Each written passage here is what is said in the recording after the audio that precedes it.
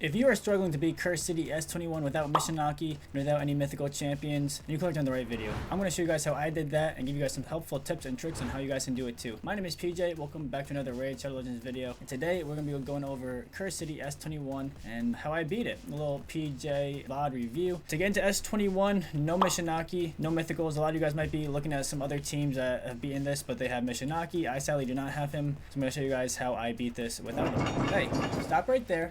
Click in the description right now for you to get a free legendary Karato Fox Hunter along with 4 free amazing epic champions as you level up. Here are the exact steps that you need to follow. Step 1. Log out of Player and Play on PC and uninstall. If you have never had Raid installed on your mobile phone before, the link will work there too. Step 2. Click the link in the description and register with a brand new email. Step 3. Launch Raid and complete the tutorial.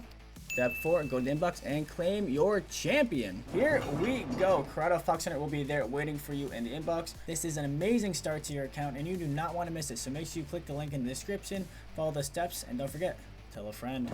Let's get right into it. The team I went with was Double Uugo, Ignatius, Hutatsu, and Venom Mage. I'm going to show you guys the builds and all the stats after the run, and let's do it. So we are going to play this at a 1.25 speed. We start off with the decreased defense from the first Uugo. Hutatsu, I did get really lucky and got a 6-star blessing for him. So he's going to be one of my main damage dealers here. If you don't have a 6-star Hutatsu, I think that's going to be okay. You can still do this, but you might need a little bit more RNG, a little bit more stun sets, maybe a provoke set where we can talk about that in the end of the video. But that might help you if you do not have enough damage right away, because this definitely can be a tough one to do damage on. The big thing here is the Mortus. They're going to try to block revive you and then going to ruin your run. I do get a little bit lucky here. A lot of this Cursed City stages come down to RNG and getting a little bit of luck, so don't be afraid to retry it and don't get down on yourself if you retry it. Nothing wrong with that. So let's do it. We went with the A2 on Hutatsu to try to get the decreased attack on the Mortus. Sadly, we did not land it, but we did land it on one of the Canderfrons, not this Canderfron. We landed on the Duchess. Doesn't really matter on the Duchess.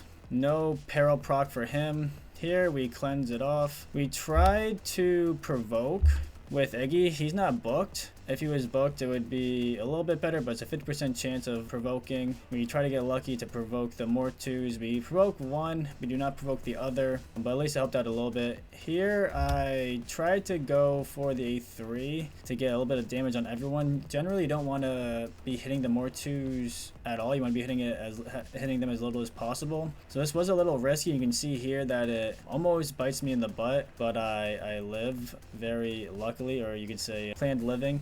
But it was very close to a fail. You'll see here in a second. But I think maybe A2ing here into one of the Mortus to target decreased attack up might have been nice, or A2ing into the Canderfron, so they would have also gotten decreased attack up. But I went with the A3, and here you can see that it almost kecks me. I'm thinking about maybe cleansing, but I don't think I need the cleanse. We're not really low on health, so I actually saved the cleanse, which is going to be good in the end. Here, because Hutatsu is my main damage dealer, I have a few options. I know I can easily kill one of the Mortus, or I could kill the Duchess. But because the Duchess turn meter is about less than 50%, I know I can get a few more turns before the Duchess can take a turn. But the Mortus are going to take a turn almost next. So I want to try to get one of the Mortus out of the way early. And I think I see that one of them has a little bit more turn meter than the other. So I decided to take out that one first. They're actually about the same. That is where we got lucky. He periled into Hutatsu. Hutatsu is a defense-based champion. He has some of my better defense nuking gear on. So he lives the hit, but that was super, super close. You can see here, almost died. If he would have died there, it would have been game over, would have reset the run. And nothing wrong with that. Again, takes a little bit of RNG. But we live, and the run continues. Here, I decided, I think, to hit the Mortus. Generally, again, you don't want to hit the Mortus, but because of the poisons, and I figured with one more hit, he would kill himself with the poison, so I think I end up hitting Mortus here in a second. Right, yeah, okay, so I do it with Venom Mage, I think. Okay, so actually rewind, so I don't hit the Mortus. So we do some damage on the Duchess to try to kill her before the revive. Okay, makes sense, makes sense. Here we go with the A1. We want to try to save some of the abilities for the next go around. So A3ing there. Iggy has a really long cooldown. So it would have been very bad to use it there, wipe the wave, and then have nothing going into the second wave. So I played it safe, used the A1. Know I would kill her.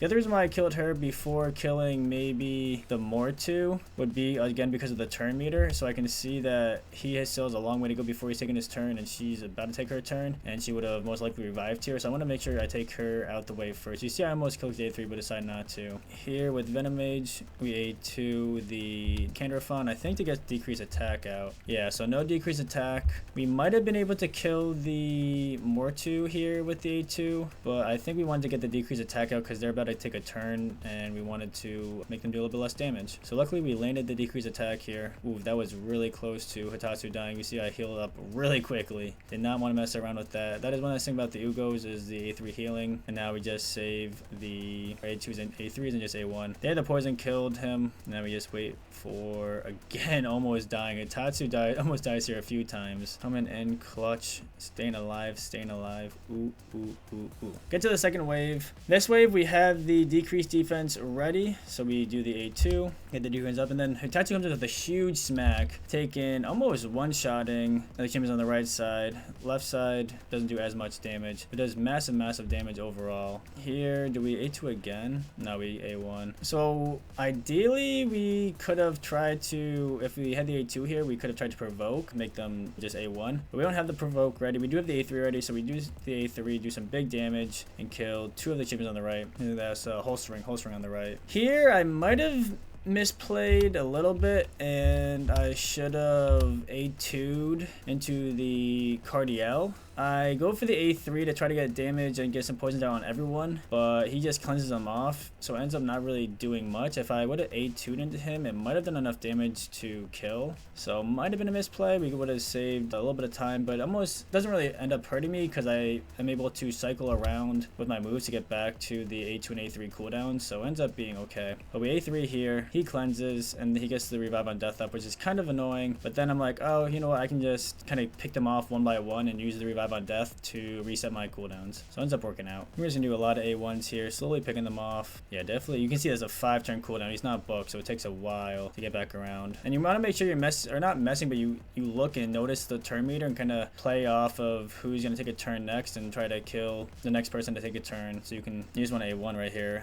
The counterattacks do go up. We almost died again with the Tatsu. I guess prioritize the people with the highest turn meter. You can see the counterattacks are annoying, but they don't do that much damage. My Tatsu finishes up. Once you get to this wave, you're, I feel like, pretty much in the clear. You do have one reviver here on the left with Raka, but we get good damage with the Tatsu. I just go all in here at the end. I don't really save any of the decreased defenses. We use the A2 with Iggy. Sadly, don't get any provokes, or was that the A3? So yeah, A2, no provokes, but we do enough damage to kill the reviver, which is huge. And then we cleanse, trying to figure out who we want to hit. It is weak affinity, so we might weak hit. Luckily, we do not weak hit. Take him out. Our attack goes down, and then the last champion is standing. We take him down. So we got 4 minutes and 26 seconds, 74 turns. Pretty good. Hutatsu was probably MVP. Definitely did the most amount of damage. If you don't have 6-star blessing for him, I think there are some other options you could do to help with this. I'm going to show you that right now. But Hutatsu did 1 million, Iggy did a little over 500,000, and the rest are kind of just like supports. So these were some of the other teams that my claymates ran. If you had a Lady Kimmy, Mishi, any of the mythicals, this would obviously be a lot easier. I do not have any of those champions, so we got to do it a little bit differently. This was the gear I had on everyone. Just to remind you guys, I do have a little bit of area bonus. So we got 6 speed and 8 ignore defense on all of these stats you're going to see, so make sure you guys factor that in if you guys are looking at the stats.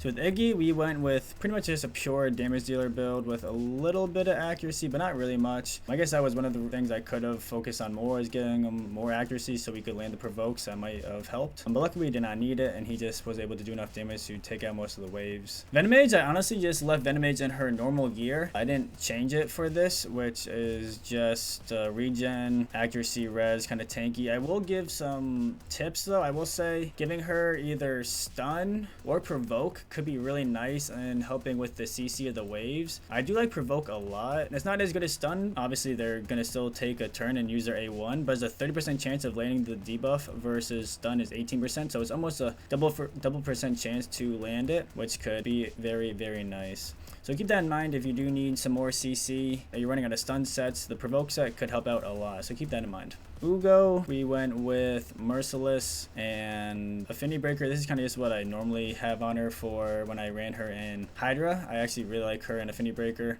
so I didn't really change that up that much, but this is what we had. If you need more tankiness, you could go double bolster. You could go bolster on her and then bolster on someone else. You could also give her a stun set. You could give her a provoke set if you need more CC. I ended up not needing it, but keep that in mind as well. With Hutatsu, I gave Nuking Gear as well. I pulled the 6-star blessing a little bit ago and was really clutch for this. So if you guys have a 6-star blessing for Hutatsu, do not sleep. More damage, defense percent, or defense base, which was nice. Clutch in the waves, taking some of those hits. And then this was the Uugo that we went with. This Uugo was in bolster. So if you need more tankiness, you could go double bolster on the Ugos. You could do 1 Uugo bolster, 1 Uugo stun, or provoke, and hopefully make your life a lot easier. I think I'm gonna maybe do a stun or like maybe a damage dealer, Venom Mage next time just to help out a little bit. If you have Iggy, if you have Hitatsu, especially a high level Hitatsu, that'll help. Double Iggy could be something as well. If you end up having 2 Iggys built for some reason, you could definitely do that. One thing I forgot to show that I want to mention really quick is the books and masteries and show you guys what I used. So Iggy, no books. He does have masteries. Helm Smasher. Venom Mage has masteries and books. Uugo has books and masteries. Hitatsu has masteries and books. And this Uugo has masteries and books as well. If you guys are late game, end game players and are struggling a little bit, I don't think it's necessarily bad to start booking some of these Cursed City champions. It's gonna make your life a lot easier because a lot of it's not doing enough damage, and books is gonna help with that. So it's not the worst thing. I know people are kind of iffy on booking Cursed City champions, but it's not going anywhere, and it's really